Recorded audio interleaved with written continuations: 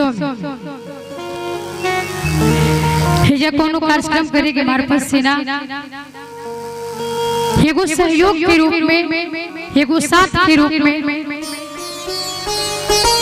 ई कोनो जरूरी ना होला कि जेकरा लागे बहुत सारा धन संपत्ति होला ओकरे बेटा के बियाह में प्रोग्राम होई, ओकरे बेटा के तिलक में प्रोग्राम होई। ऐसा अब ना हो।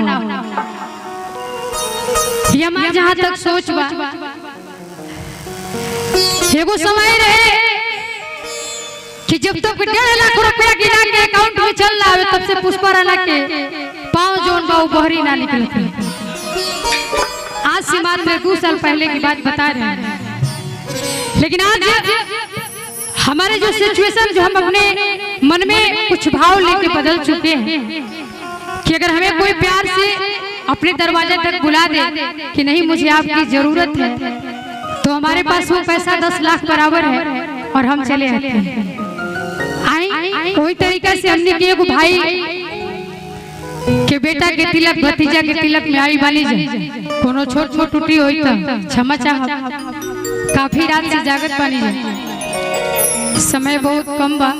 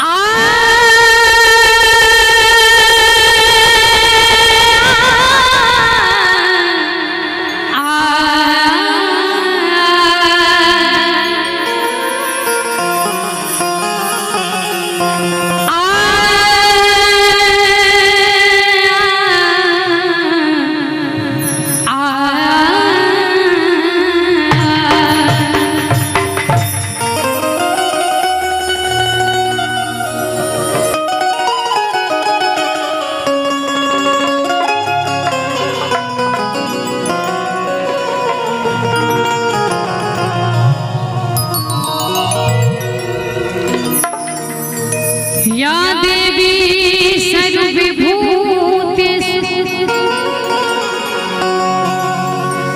शक्ति रूपेण संस्थिता,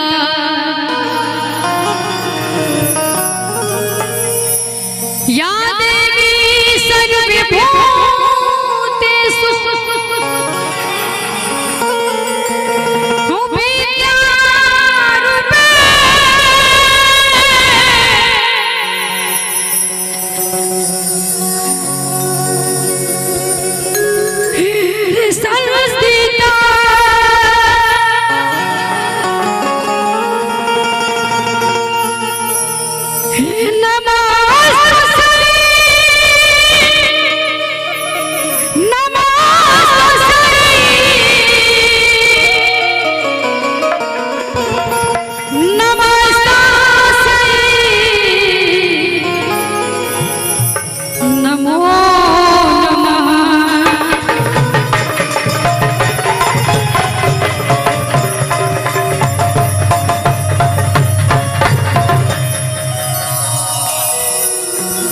ओम जयंती मंगला काली भद्रकाली कपालिनी, ओम जयंती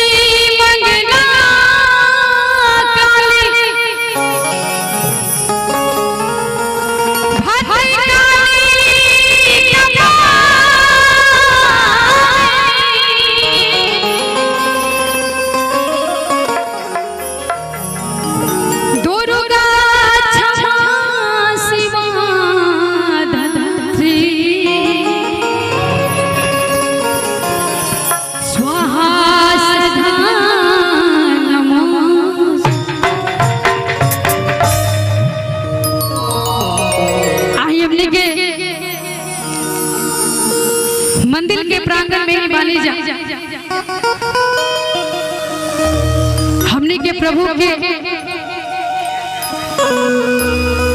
राम जी के वीर हनुमान जी की चरण में ही कार्यक्रम होता। तिलक उत्सव के कार्यक्रम जरूर बा, लेकिन जब हम मंदिर के प्रांगण में ना रही ना तब प्यारा सा माइक के भाव हो,